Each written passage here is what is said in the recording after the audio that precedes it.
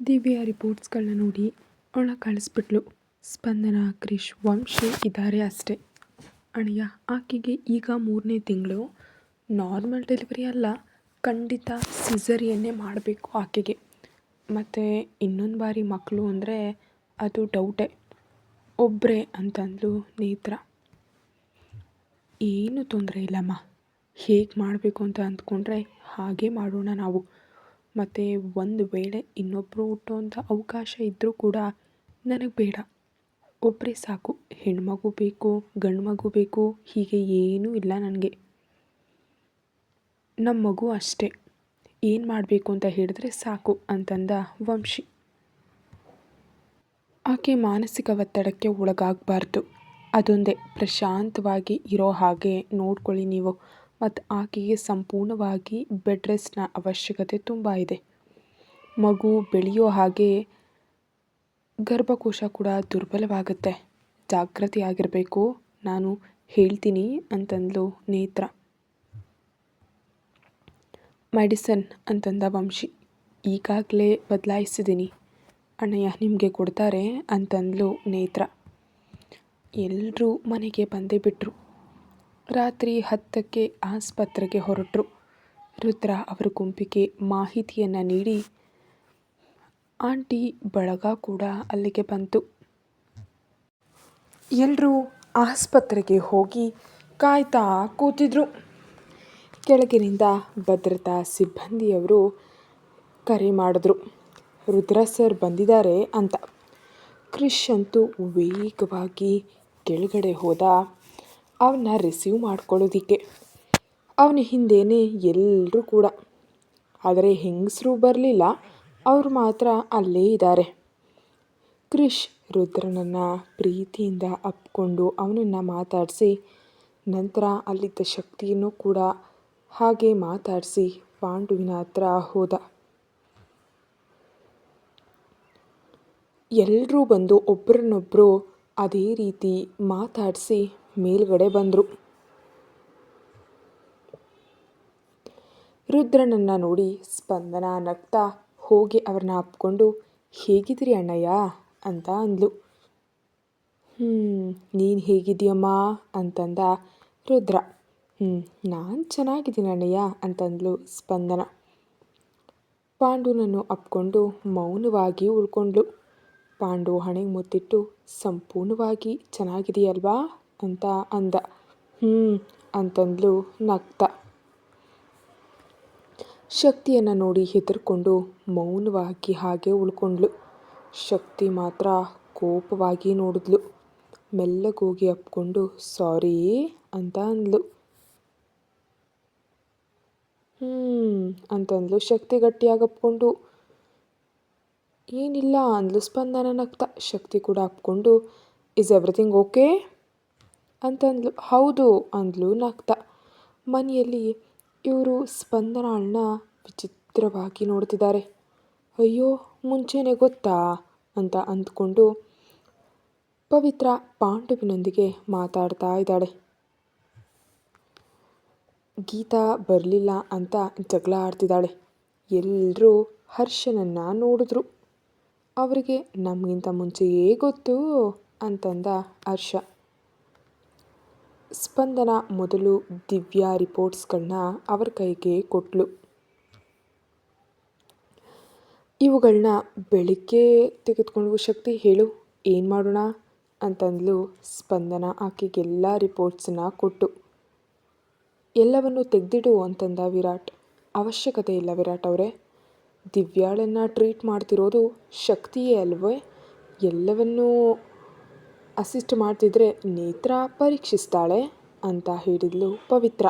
ಹಾಂ ಅಂತಂದ ವಿರಾಟ್. ಹೌದು ಅಂತಂದ ವಂಶಿ ಕೂಡ. ಶಕ್ತಿ ಪಕ್ಕದಲ್ಲೇ ಇದ್ದ ಸ್ಪಂದನಾಳನ್ನು ನೋಡಿದ್ಲು. ಒಂದು ಹೊಸ ಟ್ಯಾಬ್ಲೆಟನ್ನು ಹೇಳಿದ್ಲು. ಅದು ಇಲ್ಲಿ ಸಿಗೋದಿಲ್ಲ, ತರಿಸು. ಇದು ಆಕೆಗೆ ಹೆರಿಗೆ ಆಗೋವರೆಗೂ ಬೇಕು. ಹೆರಿಗೆ ನಂತರ ರಾಧಾದಲ್ಲಿ ಚಿಕಿತ್ಸೆ ಮಾಡಿಸು ಅಂತ ಹೇಳಿ ನೇತ್ರಾಳನ್ನು ನೋಡಿ ಹೆರಿಗೆಯಾಗಿ ಹೋಗ್ತಿದ್ದ ಹಾಗೆಯೇ ಗರ್ಭಕೋಶವನ್ನು ಕೂಡ ತೆಗೆದು ಹಾಕ್ಬಿಡು. ಆಕೆ ಆ ನೋವನ್ನು ತಡೆಯೋದಕ್ಕೆ ಸಾಧ್ಯ ಇಲ್ಲ ಅಂತಂದ್ಲು ಶಕ್ತಿ. ಓಕೆ ಮೇಡಮ್ ಅಂತಂದ್ಲು ನೇತ್ರ ಕೂಡ ಅವ್ರ ಮಾತಿಗೆ.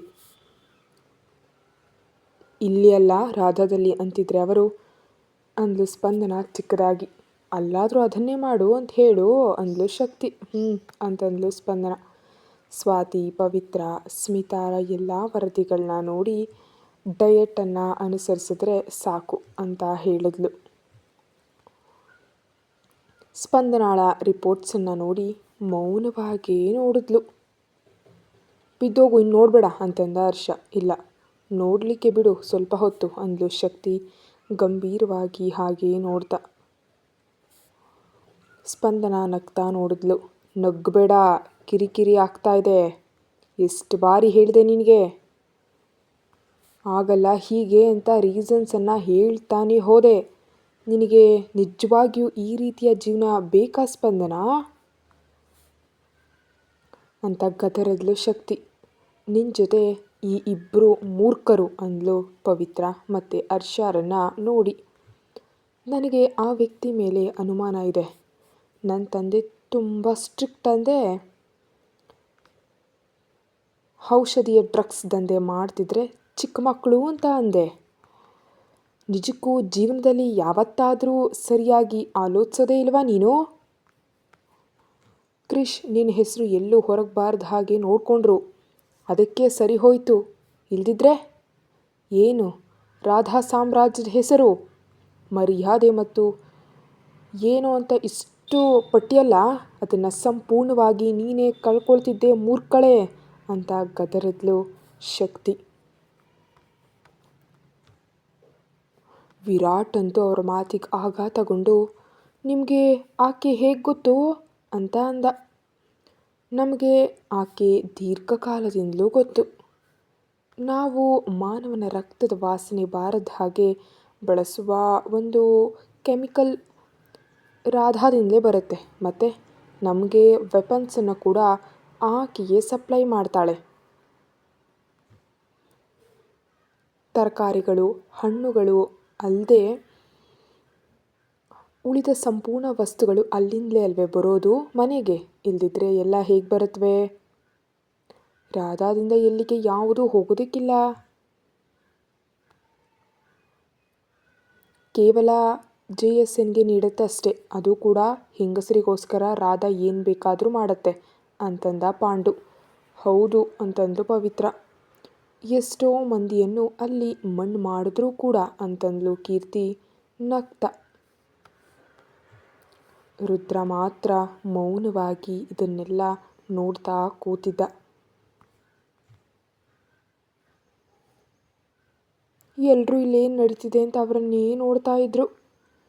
ಸ್ಪಂದನಾಳನ್ನ ನೋಡಿ ಏನು ತಿನ್ಬೇಕು ಅನಿಸಿದ್ರೆ ಅದೆಲ್ಲ ತಿನ್ನು, ಇವನ್ನೇ ತಿನ್ನಬೇಕು ಅಂತ ಅಂದ್ಕೊಳ್ಬೇಡ.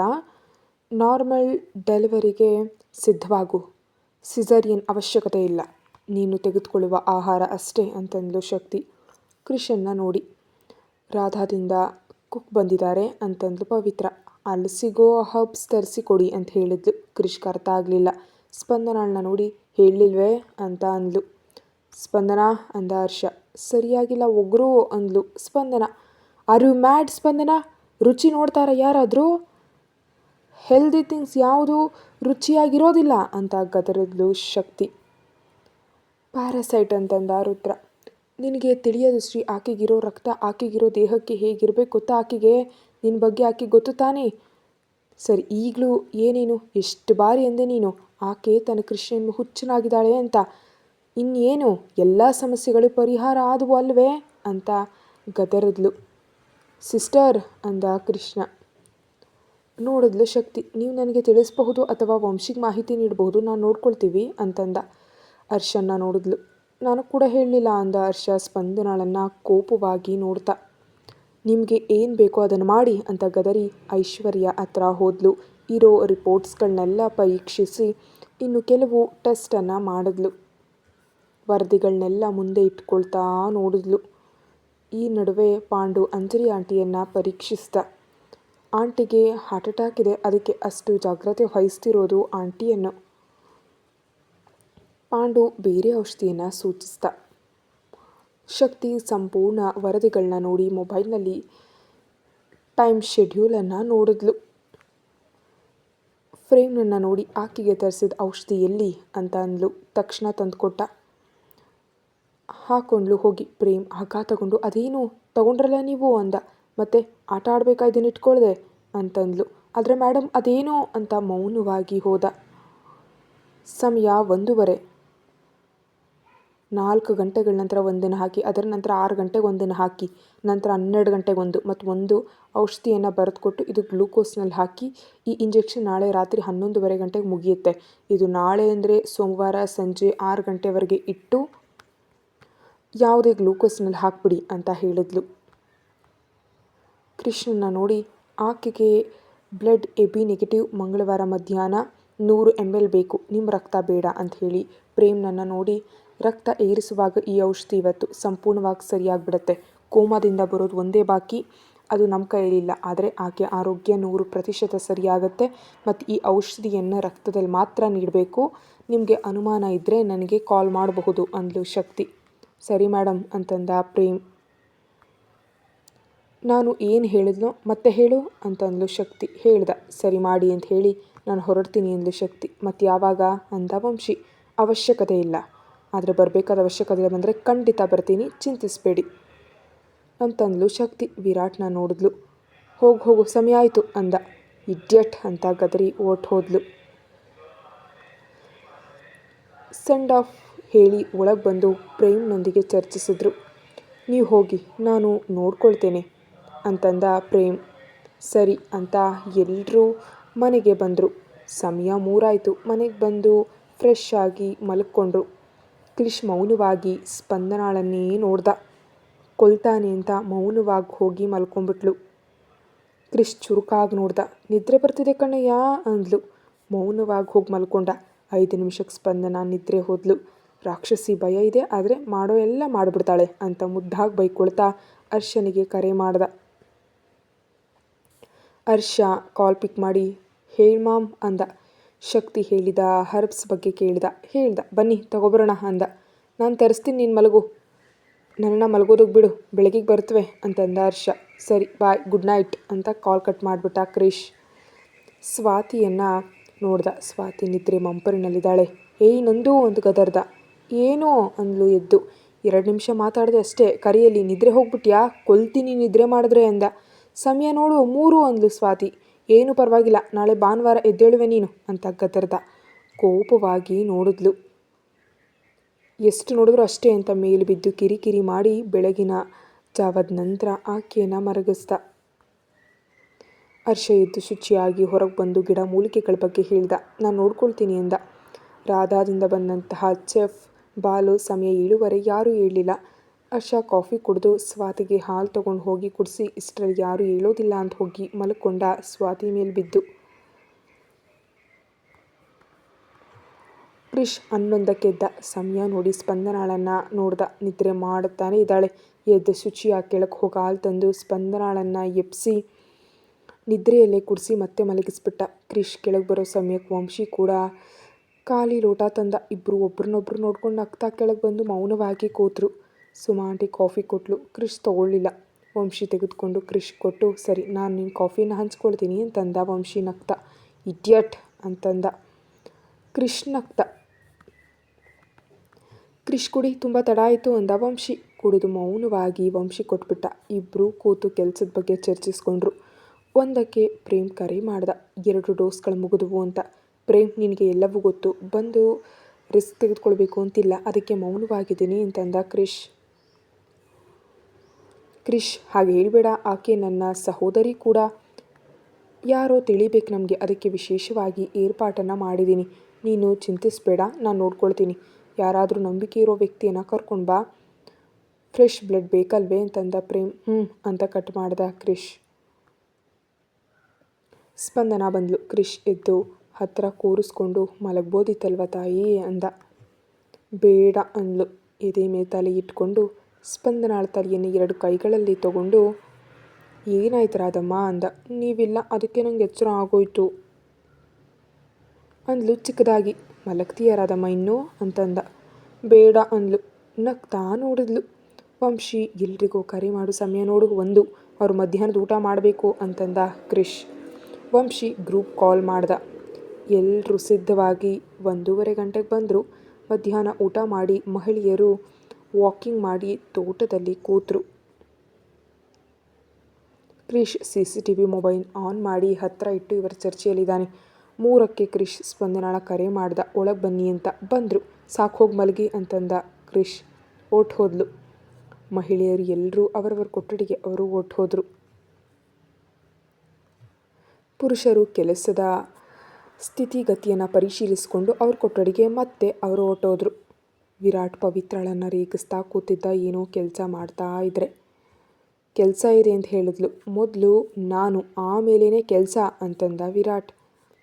ಕೇಳೋದಿಲ್ಲ ಅಂತ ಗೊತ್ತಲ್ವೇ. ಪಕ್ಕದಲ್ಲಿಟ್ಬಿಟ್ಲು ಲ್ಯಾಪ್ಟಾಪ್. ಮೇಲೆ ಬಿದ್ದು ಕಚ್ಚಿ ಎಷ್ಟೊತ್ತಿಗೂ ಅವಳನ್ನ ಬಿಟ್ಟ. ಸ್ಮಿತಾ ಗೇಮ್ ಆಡ್ಕೊಳ್ತಿದ್ರೆ ಮೊಬೈಲ್ ಕಸಿದ್ಕೊಂಡು ಕೋಪವಾಗಿ ನೋಡ್ದ. ಕಾರ್ತಿ ಅಂದ್ಲು. ಎತ್ತಿ ಹಾಸಿಗೆ ಮೇಲಾಕಿ ಮೇಲ್ಬಿದ್ದು ಆಟ ಆಡ್ಕೊಳ್ಳೋದಕ್ಕೆ ಬಿಡದೆ ಹಾಗೆ ಬಿಟ್ಬಿಟ್ಟ. ಹರ್ಷ ಸ್ವಾತಿ ಇಬ್ಬರು ಮೊಬೈಲ್ನಲ್ಲಿ ಮೂವಿ ನೋಡ್ತಾ ಮಲ್ಕೊಂಡ್ರು. ವಂಶಿ ದಿವ್ಯಾ ಇಬ್ಬರು ಪ್ಲೇ ಸ್ಟೇಷನ್ ಆಟಗಳನ್ನ ಆಡ್ತಾ ಕೂತರು. ಸ್ಪಂದನ ಮೊಬೈಲ್ನಲ್ಲಿ ಏನೋ ನೋಡ್ತಾ ಕೂತಿದ್ಲು. ರಾಧಮ್ಮ ಮಲಗೋ, ಹಾಗೆ ಜಾಸ್ತಿ ಹೊತ್ತು ಕೂರಬಾರ್ದು ಅಂತಂದ. ಗುರಾಯಿಸಿ ನೋಡಿದ್ಲು. ಏನೋ ಅಂದ. ನಾನು ಸಂಪೂರ್ಣವಾಗಿ ಸರಿಯಾಗಿದ್ದೀನಿ ಅಂತ ಹೇಳ್ತಿದ್ದೀನಲ್ವಾ. ಶಕ್ತಿ ಕೂಡ ಹೇಳಿದ್ಲಲ್ವಾ ಅಂದ್ಲು ಸ್ಪಂದನ. ತುಂಬ ಹೇಳ್ತು ಅಂದ ಕ್ರಿಶ್ ಬಾಗಿಲು ಲಾಕ್ ಮಾಡ್ತಾ. ಸ್ಪಂದನ ಮೌನವಾಗೋದ್ಲು. ಕ್ರಿಶ್ ಹಾಸಿಗೆ ಮೇಲೆ ಮಲಗಿ ಬಾ ಅಂದ. ಹೋಗಿ ಎದೆ ಮೇಲೆ ಇಟ್ಕೊಂಡು. ಅಂದರೆ ಅದೇನೋ ಹೇಳ್ತಿರ್ಬೇಕಾದ್ರೆ ನಾನು ಏನಾದರೂ ಅಂದ್ಕೊಳ್ತೀನಿ ಅಂತ ಹೇಳಲಿಲ್ಲ. ನನಗೆ ಗೊತ್ತು, ಅದಕ್ಕೆ ನಾನೇನು ಕೇಳಲಿಲ್ಲ ರಾಧಮ್ಮ ಅಂದ ಕ್ರಿಶ್. ಕೃಷ್ಣನ ಅಪ್ಕೊಂಡು ಮೌನವಾಗಿ ಉಳ್ಕೊಂಡ್ಲು. ಇಬ್ಬರು ಮೌನವಾಗಿದ್ದಾರೆ. ಸ್ಪಂದನ ಕೃಷ್ಣ ನೋಡಿದ್ಲು. ಏನೋ ಆಲೋಚನೆ ಮಾಡ್ತಾ ಇದ್ದಾನೆ. ಮೌನವಾಗಿ ನೋಡಿ ಮತ್ತೆ ಮಲಗಿದ್ಲು. ಕ್ರಿಶ್ ಅಪ್ಕೊಂಡು ಮೌನವಾಗಿದ್ದಾನೆ. ಸ್ಪಂದನ ಕ್ರಿಶ್ ಎದೆ ಮೇಲೆ ಕಚ್ಚಿ ಮೌನವಾಗಿ ಹೋದ್ಲು. ಕ್ರಿಶ್ ನಗ್ತಾ ನೋಡಿ ಏನಮ್ಮ ಕಮಲಾಂಗಿ ಅಂದ. ತಳ್ಳಿಬಿಟ್ಟು ಎದ್ದು ಹೋದ್ಲು. ಏನೋ ಅವನು ಪರ್ಸ್ನಲ್ ಆಗಿ ಅವಳನ್ನ ಅಂದ. ಅದನ್ನು ನೋಡಿ ಕೋಪವಾಗಿ ಹೊಟ್ಟೋದ್ಲು. ಕ್ರಿಶ್ ಎದ್ದು ಹೋಗಿ ಎತ್ಕೊಂಡು ಬಂದು ಹಾಸಿಗೆ ಮೇಲೆ ಮಲಗಿಸಿ ಮೌನವಾಗಿ ಕೈಗಳನ್ನ ಕಟ್ಕೊಂಡು ನೋಡ್ದ. ಹಿಂತಿರುಗಿ ಮಲ್ಕೊಂಡ್ಬಿಟ್ಲು. ರಾಧಮ್ಮ ಕೋಪ ತರಿಸ್ಬಿಡ್ವೆ. ಟಕ್ಕನೆದ್ದು ಕೋಪವಾಗಿ ನೋಡಿ ಮತ್ತೆ ಮಲಗಿದ್ಲು. ಕತೆ ಮುಂದುವರಿಯುತ್ತೆ. ಹೆಚ್ಚಿನ ವೀಡಿಯೋಗಾಗಿ ಚಾನಲ್ಗೆ ಮೆಂಬರ್ಶಿಪ್ ತೊಗೊಂಡು ವೀಡಿಯೋ ನೋಡಿ. Thank you.